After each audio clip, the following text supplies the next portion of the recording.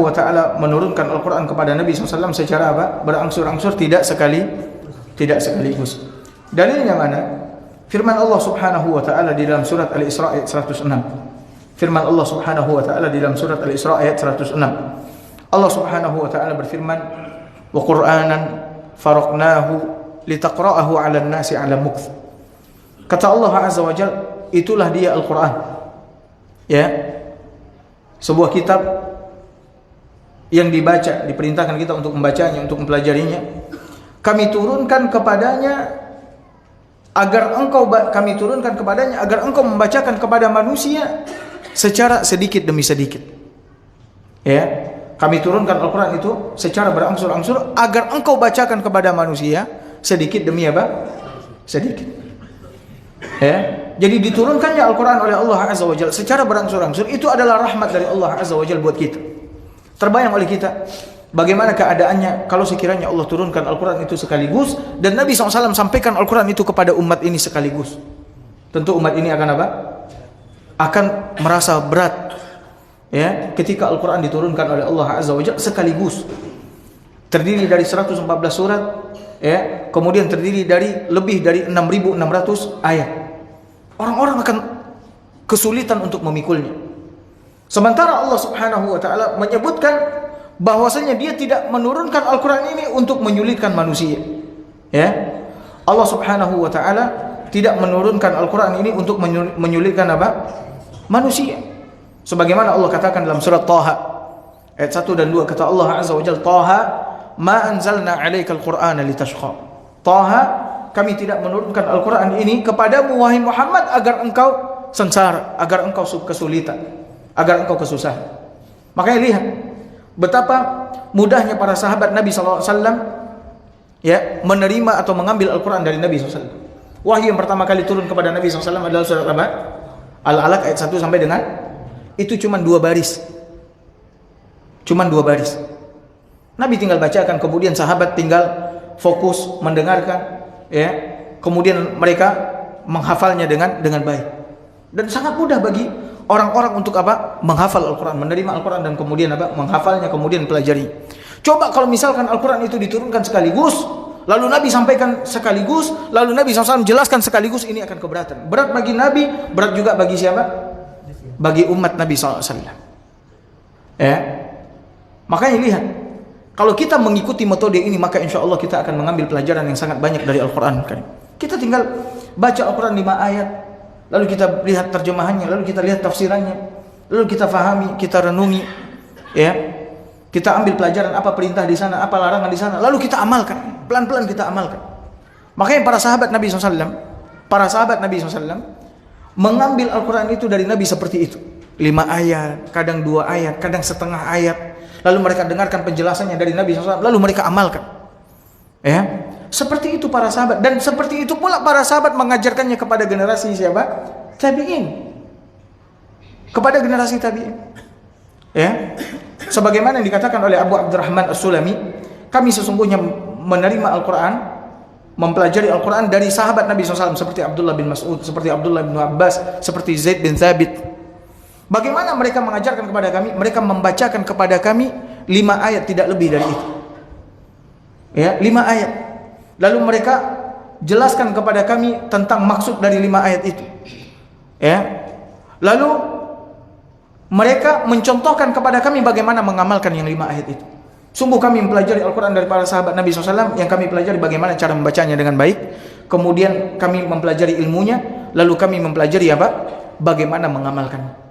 Kalau umat Islam melakukan ini, maka insyaAllah ta'ala umat ini akan menjadi umat yang kuat. Ya. Makanya saya sering sampaikan sama Bapak Ibu sekalian, buat kadar, ya, tertentu setiap hari di mana kita mengambil pelajaran dari Al-Quran. Mungkin 2 ayat, mungkin 3 ayat, nggak ada masalah. Ya, biarkan saja 2 ayat, 3 ayat, kita mampunya berapa. Semakin sedikit semakin baik, akan semakin mudah bagi kita untuk melakukannya. Ya, kita nggak usah muluk-muluk. Kita akan pelajari Al-Quran 1 halaman, kemudian kita baca terjemahan 1 halaman, kemudian kita baca tafsirannya 1 halaman, nggak akan kuat. Kuat sehari, 2 hari, 3 hari, habis itu apa? Ditinggalkan, terasa berat. Ya, coba lakukan seperti itu. Setiap hari 2 baris, setiap hari 3 baris. Enggak berapa ayat, habis itu lihat terjemahannya. Kemudian lihat tafsirannya. Sekarang alhamdulillah buku-buku tafsir sudah banyak yang diterjemahkan ke dalam bahasa Indonesia. Sehingga kaum muslimin yang tidak bisa berbahasa Arab, silahkan beli buku tafsir yang berbahasa Indonesia. Kemudian pelajari. Mungkin 3 baris itu tafsirannya cuma 1 atau 2 halaman. Ya, tafsirannya cuma 1 atau 2 halaman. Kita tinggal baca 1 atau 2 halaman. Berapa habis waktu 1 atau 2 halaman? Membaca buku bahasa Indonesia 1 atau 2 halaman itu habis berapa? Berapa menit? 5 menit, 10 menit, anggap 10 menit. Subhanallah, mungkin ada orang mengatakan 10 menit kelamaan Ustaz. Subhanallah, ente baca WhatsApp sepanjang tali baru itu bisa sabar membacanya. Lanjutkan baca, teruskan, seterusnya, pencet terus. Enggak pernah kita merasakan berat, enggak pernah kita merasakan lama. Sementara ini adalah kalamullah, ucapan Allah Subhanahu wa taala, kitab yang paling agung di permukaan bumi ini. Kitab yang paling mulia, mukjizat Nabi SAW yang sampai sekarang masih kita rasakan, Al-Quranul Karim. Lalu kita tidak mau mempelajarinya. Makanya lihat, Allah turunkan Al-Quran berangsur-angsur agar memudahkan kita. Nabi pun juga mudah menyampaikannya kepada umat manusia. Perlahan-lahan Nabi SAW sampaikan. Nah kemudian hadirin hadirat dimuliakan oleh Allah Azza wa Jalla. Maka oleh karena itu, para ulama membagi rahimahumullahu ta'ala Al-Quran itu kepada 2 bagian. Bagian Makkiyah dan bagian apa? Madaniyah. Makkiyah, Madaniyah. Dulu saya memahami Makkiyah itu adalah ayat-ayat yang turun di mana? Di Mekah. Madaniyah adalah ayat-ayat yang turun di mana? Di Madinah. Karena ada kata Makkah, ada kata Madinah. Ternyata definisi yang lebih tepat untuk Makkiyah dan Madaniyah itu adalah Makkiyah adalah ayat-ayat yang turun kepada Nabi SAW sebelum beliau hijrah ke kota Madinah. Sebelum hijrah Nabi SAW ke kota Madinah, apa saja yang turun itu masuk ke dalam kelompok ayat-ayat Makkiyah. Ya, masuk ke dalam kelompok apa? Ayat-ayat Makkiyah. Begitu juga Madaniyah adalah ayat-ayat yang turun setelah Nabi SAW apa? Hijrah ke kota Madinah. Apa saja yang turun kepada Nabi SAW setelah Nabi hijrah, sekalipun turunnya di Makkah, dia tergolong surat apa? Makkiyah atau Madaniyah? Makkiyah atau Madaniyah? Madaniyah. Kenapa? Karena dia turun setelah apa? Hijrah. Ya. Makanya oleh karena itu para ulama mengatakan firman Allah Subhanahu wa taala, "Al-yauma akmaltu lakum dinakum wa atmamtu 'alaikum ni'mati wa raditu lakumul Islam madina." Hari ini telah aku sempurnakan buat kalian agama kalian. Aku cukupkan nikmatku atas kalian dan aku ridai Islam menjadi agama kalian. Baik, Bapak Ibu hadirin hadirat dimuliakan oleh Allah Subhanahu wa taala, ayat ini digolongkan oleh para ulama tafsir termasuk kelompok ayat Madaniyah. Kelompok ayat apa? Madaniyah. Padahal kalau kita lihat hadis Nabi SAW yang diriwayatkan oleh Imam Bukhari dari hadisnya Umar, itu ayat al-yauma akmaltu lakum dinakum atmamtu 'alaikum ni'mati itu turunnya ketika Nabi SAW melakukan apa? Haji. Haji di mana haji? Di Makkah apa di Madinah? Di Makkah. Itu turun ketika Nabi SAW tengah melakukan haji wada. Makanya Umar mengatakan qad arafna dzalikal yaum. Sungguh kami benar-benar mengetahui hari itu ketika Allah menurunkan al-yauma akmaltu lakum dinakum. Wal makan allazi nazalat fihi 'ala Nabi SAW. Kami juga sungguh mengetahui tempat turunnya ayat itu kepada Nabi SAW. Bahkan bagaimana keadaan Nabi SAW ketika menerima ayat itu kami pun tahu, kata Umar. Ya, nazalat wa huwa qa'im. Ayat itu turun kepada Nabi SAW, Nabi lagi berdiri. Kata Umar, Nabi lagi apa? Berdiri di Arafah yaumul Jum'ah. Nabi lagi berdiri di padang Arafah pada hari Jumat. Ya. Nah, ketika itulah ayat ini turun kepada Nabi sallallahu alaihi wasallam. Nah, para ulama menggolongkan ayat al-yauma akmaltu lakum dinakum wa atmamtu alaikum ini ke dalam golongan Makkiyah atau Madaniyah? Madaniyah. Kenapa Madaniyah padahal turunnya di Mekah? Karena dia turun setelah hijrahnya Nabi sallallahu alaihi wasallam. Nah, sekarang Bapak Ibu hadirin hadirat yang semoga senantiasa dirahmati oleh Allah Azza wa Jalla. Kita akan bahas tentang apa sih perbedaan ya ayat-ayat Makkiyah dengan ayat-ayat Madaniyah? Adakah perbedaannya? Atau sama saja? Ya, ayat-ayat Makkiyah dengan ayat-ayat Madaniyah sama saja. Ya, baik dilihat atau ditinjau dari sisi gaya bahasanya atau dari sisi topik bahasanya. Ya, apakah sama atau memiliki perbedaan? Maka kalau kita kaji dan kita lihat ayat-ayat Makkiyah dengan ayat-ayat Madaniyah, dilihat dari sisi gaya bahasanya dan dilihat dari sisi topik bahasanya, ini memiliki perbedaan. Ya, kita bisa menentukan walaupun kita tidak melihat, mungkin ya, tidak melihat perkataan para ulama ini Makkiyah atau Madaniyah, tapi melihat dari gaya bahasa, melihat dari topik bahasanya, kita bisa menentukan ini adalah ayat Makkiyah, ini adalah apa?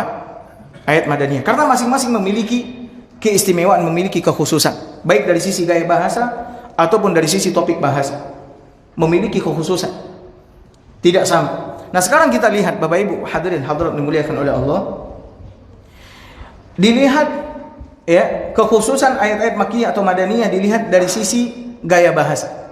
Dilihat dari sisi apa? Gaya bahasa. Syekh Muhammad bin Shalih Al-Utsaimin rahimahullahu taala mengatakan, "Al-ghalibu fil Makki quwwatul uslub wa shiddatul khitab." Kata beliau, dominannya, kata Syekh Muhammad bin Shalih Al-Utsaimin dalam kitabnya ini Ushulun fi Tafsir, dominannya ayat-ayat Makkiyah itu gaya bahasanya kuat. Gaya bahasanya apa? Kuat. Dan khitabnya, pembicaraannya biasanya keras. Ya, gaya bahasanya kuat, kemudian pembicaraannya biasanya kuat, keras. Ya. Dari mana? Kenapa gaya bahasanya kuat? Kenapa pembicaraannya keras? Karena orang-orang yang diajak bicara ketika itu adalah orang-orang yang berpaling dan menyombongkan diri. Siapa? Orang-orang kafir. Orang-orang kafir yang mengingkari Al-Quran, tidak mau menerima Al-Quran. Ya, mereka menolak Al-Quran, sehingga mereka menuduh Nabi SAW, dengan tuduhan yang tidak-tidak karena pengingkaran mereka terhadap Al-Quranul Karim. Mereka katakan Nabi kadzab, itu buatan Nabi SAW. Mereka katakan Nabi itu adalah seorang penyair yang bisa merangkai-rangkai kata. Ya, mereka katakan Nabi SAW majnun, orang gila. Mereka katakan Nabi SAW adalah kahin, dukun, tukang sihir. Untuk apa? Kenapa mereka katakan itu? Sebagai bentuk penolakan mereka terhadap Al-Quranul Karim yang disampaikan oleh Nabi. Maka kepada orang-orang ini Allah menyampaikan ucapannya dengan gaya bahasa yang kuat dan keras. Karena yang dihadapi ketika itu adalah orang-orang yang berpaling, orang-orang yang menyombongkan diri. Ya, maka tidak ada yang cocok buat mereka selain daripada gaya bahasa yang mesti kuat, tegas, kemudian keras.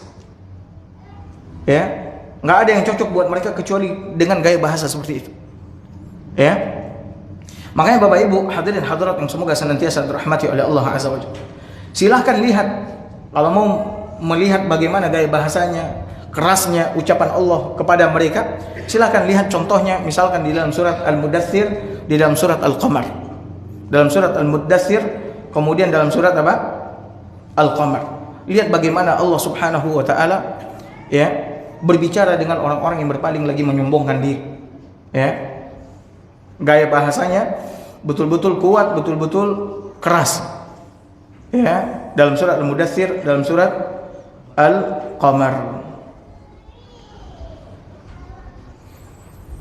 Baik.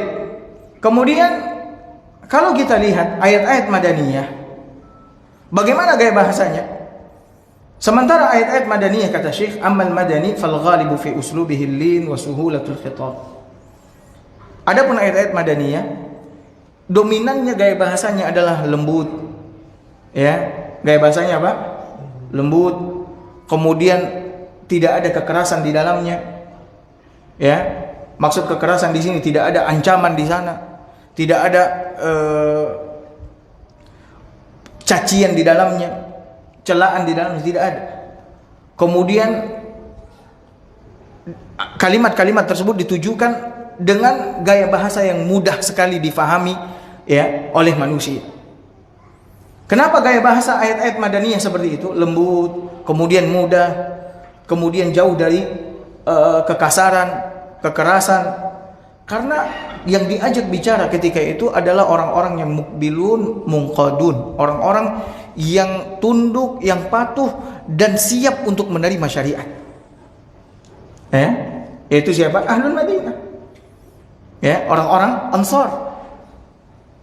Orang-orang Ansar. Mereka adalah orang-orang yang telah beriman kepada Nabi SAW. Bahkan mereka lama menantikan kedatangan Nabi SAW ke kota mereka untuk pindah. Maka ketika Nabi SAW sudah berada di tengah-tengah mereka, maka ayat-ayat yang turun bahasanya lembut, bahasanya mudah, ya, jauh dari kekerasan, kekasaran dan seterusnya. Ya, karena memang tidak ada yang pas di dalam berbicara dengan mereka kecuali dengan gaya bahasa seperti itu, dengan kelembutan, kemudahan, keramahan dan seterusnya. Contohnya mana? Silahkan baca surat Al-Maidah. Silahkan baca surat apa? Al-Maidah. Lihat dalam surat Al-Maidah Allah mengawali dengan ya ayyuhalladzina amanu, ya ayyuhalladzina amanu.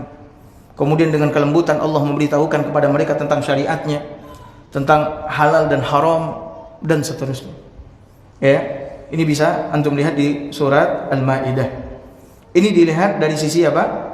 Gaya bahasa. Jadi kalau ayat-ayat Makkiyah gaya bahasanya apa? Kasar, kuat, keras, penuh ancaman, kemudian memanggil dengan panggilan yang kasar, ya. Kenapa demikian? Karena yang diajak bicara adalah apa? Orang-orang yang berpaling, orang-orang yang sombong. Maka tidak ada yang cocok kepada mereka kecuali ini. Sedangkan ayat-ayat Madaniyah gaya bahasanya lembut, mudah, ramah, ya. Kenapa? Karena yang diajak bicara adalah orang-orang yang memang ngadep sama syariat, beriman dengan Allah dan Rasul. Mereka adalah orang-orang yang tunduk kepada Allah dan Rasul. Ya, baik. Kemudian dilihat juga dari sisi gaya bahasa penyampaian. Al-ghalibu fil makki qisarul ayat wa quwwatul mahajjah. Dominannya ayat-ayat Makkiyah itu ayat-ayatnya pendek-pendek. Dominannya apa? Pendek. Lihat. Wal muddatsir. Ya ayyuhal muddatsir qum fa'anzir. Ayatnya pendek-pendek. Itu dominannya ayat-ayat Makkiyah. Ya. Kemudian Makkiyah atau Madaniyah? Makkiyah. Ayatnya pendek-pendek. Makkiyah ya. Ayatnya apa? Pendek-pendek. Ya, wa quwwatul mahajjah. Sekalipun pendek, ya, namun kuat di dalam memberikan keterangan, kuat di dalam hujjah. Karena yang dilawan adalah orang-orang yang mengingkari Allah, tidak beriman dengan Allah, orang-orang yang tidak percaya dengan hari kiamat, tidak percaya dengan hari pembalasan, hari kebangkitan dan seterusnya. Makanya dia pendek tapi kuat di dalam memberikan penekanan. Kuat di dalam memberikan argumen. Ya, silakan baca ayat-ayat Makkiyah. Ya, ayatnya pendek-pendek. Kenapa ayatnya pendek-pendek? Kemudian kuat di dalam pendalilan, di dalam pemberian argumen, karena yang diajak bicara itu adalah orang-orang yang mu'anidun, orang-orang yang durhaka, orang-orang yang membangkang, musyaqun, orang-orang yang mengingkari ayat-ayat Allah Subhanahu wa taala. Maka mereka diajak bicara oleh Allah melalui Al-Qur'an sesuai dengan keadaan mereka. Ya, silakan baca surat At-Tur, Wat-Tur, wa kitabin mastur dan seterusnya. Ayatnya pendek-pendek sekali, namun kuat di dalam memberikan argumen. Sedangkan ayat-ayat Madaniyah itu dominannya ayat-ayatnya panjang-panjang. Ayat-ayat Madaniyah dominan apa? Panjang-panjang. Ya, panjang-panjang. Dan di dalamnya terdapat penyebutan hukum secara berkesinambungan. Hukum-hukum syariat secara apa? Berkesinambungan, tanpa perlu penekanan, ya, di dalam menyampaikan hukum-hukum syariat. Kenapa? Karena yang diajak bicara adalah orang-orang yang apa? Orang-orang yang sudah beriman kepada Allah, beriman kepada Rasul, beriman dengan Al-Quran. Orang-orang yang tunduk kepada Allah Subhanahu wa ta'ala. Maka silakan baca ayat tentang apa? Tentang hutang di dalam surat Al-Baqarah. Silakan baca ayat tentang hutang, ayat terpanjang di dalam Al-Quran, di dalam surat Al-Baqarah. Ayat berapa itu? Dia tahu ayat tentang hutang. Yang punya hutang seharusnya tahu itu. Ya. Ayat 282. Ayat 282. Ya. Lihat bagaimana gaya bahasa Allah Subhanahu wa taala ya kepada orang-orang yang beriman dalam masalah hutang. Maka seharusnya orang-orang yang berhutang dia pun juga mudah di dalam membayar apa? Membayar hutang. Ya, mudah di dalam membayar hutang. Baik. Ini dilihat dari sisi apa? Gaya bahasa. Ya, jadi ayat-ayat Makkiyah ayatnya dominannya apa? Pendek-pendek kemudian kuat di dalam memberikan argumentasi. Sedangkan ayat-ayat Madaniyah ayatnya panjang-panjang. Itu ayat hutang itu satu halaman itu. Satu ayat itu satu halaman. Ya, kemudian di dalamnya disebutkan hukum secara berkesinambungan ya. Tanpa perlu argumen yang sangat kuat. Sekarang kita lihat Bapak Ibu hadirin hadirat yang dimuliakan oleh Allah, kekhususan Makkiyah dan Madaniyah dari sisi tema bahasan, topik bahasan. Kalau tadi dari sisi apa? Gaya bahasa. Ya, dari sisi gaya bahasa. Sekarang dilihat dari sisi topik bahasan. Nah, Bapak Ibu hadirin hadirat yang dimuliakan oleh Allah, Syekh mengatakan al-ghalibu fil makki taqrirut tauhid wal aqidatis salima khususan ma yata'allaq bi tauhidil uluhiyyah wal iman bil ba'ts lianna ghalibal mukhatabin yunkiruna dzalik. Kata Syekh adalah dominannya ayat-ayat Makkiyah itu topik bahasanya adalah penetapan tentang tauhid. Tentang apa? Tentang tauhid, tentang keimanan, tentang masalah akidah. Ya. Khususnya yang berkaitan dengan tauhid uluhiyah. Tauhid uluhiyah artinya tauhid apa itu? Tauhid al-ibadah, mentauhidkan Allah di dalam apa? Ibadah, penyembahan, peribadatan. Khususnya tentang ini sangat banyak sekali di dalam ayat-ayat Makkiyah. Ya, bahasanya memang tentang tauhid, tentang akidah, tentang keimanan, khususnya tauhid uluhiyah dan keimanan terhadap hari kebangkitan, hari kiamat. Kenapa? Karena orang-orang yang diajak bicara oleh Allah Azza wa Jalla ketika itu adalah orang-orang yang mengingkari tauhid uluhiyah, mengingkari hari kiamat, tidak percaya dengan hari kebangkitan, hari pembalasan dan seterusnya. Makanya ayat-ayat Makkiyah itu banyak berbicara tentang tauhid, tentang kekuasaan Allah, tentang hari kiamat, tentang peristiwa di akhirat dan seterusnya, tentang surga dan neraka. Silakan lihat di dalam Al-Qur'an. Amal Madani, adapun Madani, Bapak Ibu hadirin hadirat dimuliakan oleh Allah, kata Syekh fal ghalibu fihi tafsilul ibadat wal muamalat. Adapun Madani, topik bahasanya adalah penjelasan rinci ibadah dan muamalah. Ibadah dan apa? Muamalah. Makanya hukum-hukum syariat itu banyak turun ketika Nabi SAW telah apa? Telah hijrah ke kota Madinah. Banyak sekali turun. Ya, hukum-hukum syariat tentang masalah salat, tentang masalah puasa, tentang masalah jihad, tentang masalah zakat, ya, tentang masalah haji. Itu turunnya di mana? Di Madinah. Setelah Nabi SAW hijrah, tentang halal dan haram, tentang makanan dan seterusnya. Turunnya kebanyakan di mana? Di Madinah. Ya. Begitu juga tentang masalah muamalat, masalah hutang piutang, seperti yang tadi kita sebutkan. Masalah amanah, ya. Masalah berbuat baik kepada manusia dan seterusnya. Itu banyak turun di mana? Di Madinah. Kenapa? Karena Bapak Ibu hadirin hadirat dimuliakan oleh Allah Azza wa Jalla. Karena orang-orang yang diajak bicara ketika itu adalah orang-orang yang telah tertanam keimanan di dalam diri mereka. Ya, mereka adalah orang-orang yang telah mentauhidkan Allah Subhanahu wa taala, memiliki akidah yang lurus, akidah yang selamat. Maka yang mereka butuhkan ketika itu adalah apa? Penjelasan tentang ibadah dan muamalah. Penjelasan tentang apa? Ibadah dan muamalah. Kemudian Bapak Ibu hadirin hadirat dimuliakan oleh Allah Subhanahu wa taala, ayat-ayat Madaniyah juga kata Syekh al-ifadha fi zikril jihad wa ahkamihi wal munafikin wa ahwalihim. Ya. Ayat-ayat Madaniyah itu juga banyak menjelaskan tentang jihad dan hukumnya serta keutamaannya. Ya. Sekaligus menjelaskan tentang orang-orang munafik. Tentang apa? Orang-orang munafik, sifat mereka bagaimana? Lalu orang munafik ketika berjihad mereka bagaimana? Ketika datang panggilan jihad mereka beralasan dengan beraneka ragam alasan yang sebenarnya itu alasan yang tidak diterima. Tapi Nabi SAW tahu Mereka datang kemudian mengatakan, ya Rasulullah, ana tidak bisa pergi berjihad, istri ana, orang tua ana, rumah ana, ini sebagainya. Dibiarkan sama Nabi SAW. Ya, karena Nabi tahu mereka ini adalah orang-orang apa? Munafik. Ya, yang mempertontonkan keislaman di hadapan kita, namun menyembunyikan kekufuran dan kebenciannya kepada kita. Ini adalah orang-orang munafik. Kenapa Allah Subhanahu wa taala menurunkan ayat-ayat madaniyah banyak menyebutkan tentang jihad? Karena memang pada waktu itu jihad sangat diperlukan lagi. Jihad sangat diperlukan untuk apa? Membebaskan negeri-negeri dari kekufuran, dari kekafiran. Ya. Kemudian kenapa Allah Subhanahu wa taala menjelaskan tentang orang-orang munafik, sifat-sifat mereka bagaimana? Karena munafik itu, kemunafikan itu baru muncul ketika berada di mana? Di Madinah. Di Mekah tidak ada orang-orang munafik. Di Mekah itu yang ada orang kafir dengan orang mukmin.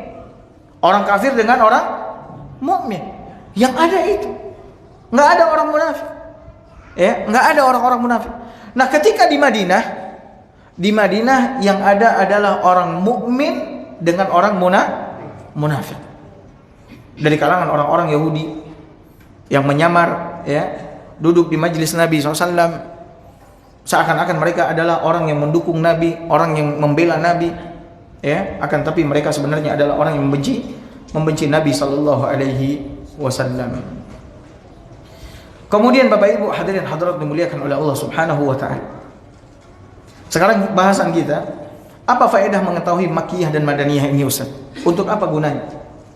Ya. Apa gunanya atau apa faedahnya, manfaatnya mengetahui ayat ini Makkiyah atau Madaniyah? Sebelumnya yang kita pelajari apa?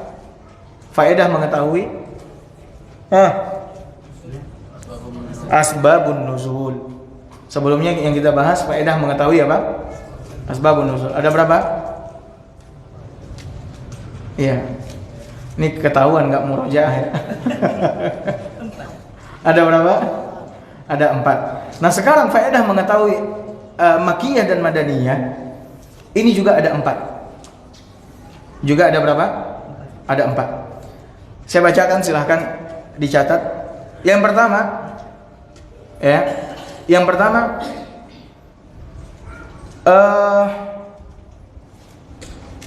untuk mengetahui ketinggian bahasa Al-Quranul Karim. Untuk mengetahui ketinggian bahasa Al-Quranul Karim. Ya. Ini yang pertama. Mengetahui, ya, secara jelas ketinggian bahasa Al-Quranul Karim. Di mana Al-Quran itu mengajak bicara setiap kaum, setiap manusia sesuai dengan keadaan mereka, sesuai dengan keadaan mereka. Ya, apakah orang ini cocoknya bicara dengan dia dengan kuat, dengan keras, atau kepada orang ini cocoknya dengan kelembutan dan dengan kemudahan, keramahan. Ya, ini kita tahu ini dari mana? Kita tahunya dari mengetahui Makkiyah dan Madaniyah. Ya, ketika kita lihat, oh ini ayat Makkiyah, ya pantas Allah bicara seperti ini. Oh ayat ini Madaniyah, ya cocok ayat Allah Subhanahu wa taala berbicara dengan mereka seperti ini. Ya, makanya oleh karena itu para ulama mengatakan, perhatikan Bapak Ibu sekalian, tidak ada satupun jenis manusia di permukaan bumi ini kecuali semuanya diajak bicara oleh Allah Subhanahu wa taala melalui Al-Qur'an dengan keadaan mereka masing-masing. Allah berbicara dengan orang yang beriman, Allah juga berbicara dengan orang kafir. Allah berbicara dengan orang yang taat, dengan orang yang adil. Allah juga berbicara dengan orang yang zalim. Allah berbicara dengan orang tua, Allah juga berbicara dengan anak kecil, dengan anak muda. Semuanya diajak bicara. Allah berbicara dengan lelaki, Allah juga berbicara dengan kaum wanita. Semuanya diajak bicara oleh Allah Subhanahu wa taala. Tidak ada manusia di permukaan bumi ini yang tidak diajak bicara oleh Allah Azza wa Jalla di dalam Al-Qur'an. Dan semuanya Allah ajak bicara dengan gaya bahasa yang sangat tinggi, sesuai dengan keadaan mereka dan bisa mereka faham. Ini yang pertama. Yang kedua, ya, yang kedua, mengetahui Makkiyah dan Madaniyah, ya, menjelaskan kepada kita hikmah di dalam syariat, ya, hikmah di dalam syariat yang sangat mulia. Hikmah di dalam menetapkan syariat, hikmah di dalam menetapkan syariat dalam tujuan yang sangat agung dan mulia. Di mana Allah Subhanahu wa taala di dalam menetapkan syariat kepada umat ini, Allah menetapkannya sedikit demi apa? Sedikit. Allah Subhanahu wa taala menetapkan syariat kepada umat ini sedikit demi sedikit. Tujuannya apa? Tujuannya agar mereka siap untuk menerima syariat tersebut dan siap untuk apa? Melakukannya. Ya. Siap untuk menerima syariat tersebut dan siap untuk apa? Melakukan. Ini bisa kita lihat. Ya. Bisa kita lihat di dalam ayat-ayat Makkiyah dan ayat-ayat Madaniyah. Seperti misalkan contohnya seperti yang sudah kita sampaikan sebelumnya tentang syariat haramnya khamar. Ya, tentang syariat apa? Haramnya khamar. Allah haramkan khamar melalui 3 tahapan, tidak sekaligus. Karena kalau sekaligus orang-orang tidak siap. Orang-orang tidak apa? Tidak siap. Dan ini juga menjadi pelajaran bagi kita Bapak Ibu sekalian. Kalau sekiranya ada orang yang belum siap untuk menerima syariat ini seluruhnya, maka permudah dia. Jangan dipersulit. Ya, jangan dipersulit. Kalau ada orang mengatakan, saya belum bisa sholat berjamaah, kata dia. Tapi kalau di rumah saya bisa sholat. Ya sudah, ente sholat di mana? Jangan dipaksa dia. Enggak, haram, sholat ente tidak sah, ente ini begini-begini. Akhirnya dia nggak mau apa? Sholat. Udah, sebagaimana Allah Subhanahu wa taala menetapkan syariat ini secara perlahan-lahan, maka kita berikan kemudahan kepada orang. Misalkan ada orang mengatakan, "Tayyib, ini setelah dengar kajian dari Ustaz tadi, kalau gitu anak ninggalin rokok 2 bungkus, sekarang 1 bungkus saja." Udah biarin aja. Anak kalau gitu nggak rokok, anak tinggalin 2 bungkus, anak cuma ngerokok berapa? Biarkan saja. Ya sudah, ente ngerokok 1 bungkus. Lama-lama kita doain dia, kita terus ajak dia. Ini kan alhamdulillah ente udah bisa 1 bungkus ini. Sekarang kurangin, jadi 5 batang aja. Ya, pelan-pelan. Karena boleh jadi orang nggak siap untuk menerima apa? Menerima itu. Berat bagi orang-orang untuk menerima syariat itu. Kemudian yang ketiga, di antara hikmahnya adalah untuk mendidik para dai yang menyeru manusia ke jalan Allah Subhanahu wa taala agar mengikuti jalan Al-Qur'anul Karim di dalam menggunakan gaya bahasa dan di dalam memberikan penjelasan dakwah kepada manusia. Ikuti Al-Qur'an. Bagaimana gaya bahasa Al-Qur'an? Bagaimana topik bahasan Al-Qur'anul Karim di dalam menyampaikan syariat ini. Ikuti Al-Qur'an. Tidak ada dakwah yang paling tepat dan benar selain daripada mengikuti Al-Qur'anul Karim di dalam menyampaikan dakwah, memilih gaya bahasa, kemudian memilih topik bahasa. Kemudian yang keempat, faedahnya adalah untuk mengetahui nasikh dan mansukh. Nasikh dan mansukh ini sudah dijelaskan sama Syekh. Nasikh itu adalah ayat yang menghapus syariat sebelumnya. Mansukh adalah ayat yang dihapus syariatnya. Ayatnya ada, cuman syariatnya apa? Dihapus. Ya. Ini dari mana kita tahu? Dari ayat-ayat, dari mengetahui Makkiyah dan Madaniyah. Di mana Bapak Ibu hadirin hadirat dimuliakan oleh Allah?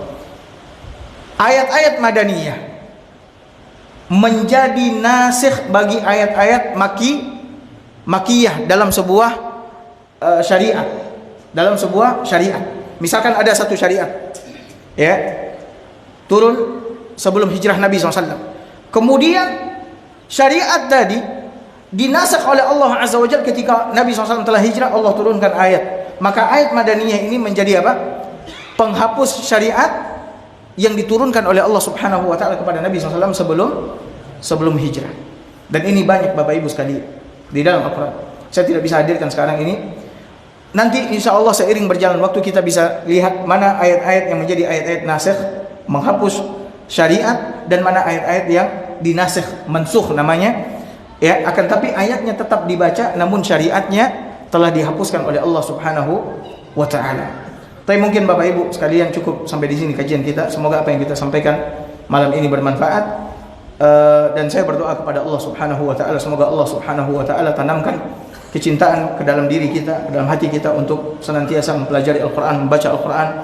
Kemudian semoga Allah berikan taufik kepada kita untuk mengamalkan isi Al-Qur'an, dan semoga kita termasuk ke dalam golongan Ahlul Qur'an yang Nabi SAW mengatakan Ahlul Qur'an Ahlullah wa khassatuh. Ahli Al-Qur'an itu adalah keluarganya Allah dan orang-orang yang istimewa di sisi Allah Subhanahu wa taala. Barakallahu fikum wa sallallahu ala nabiyyina Muhammad wa ala alihi wa sahbihi wasallam. Assalamualaikum warahmatullahi wabarakatuh.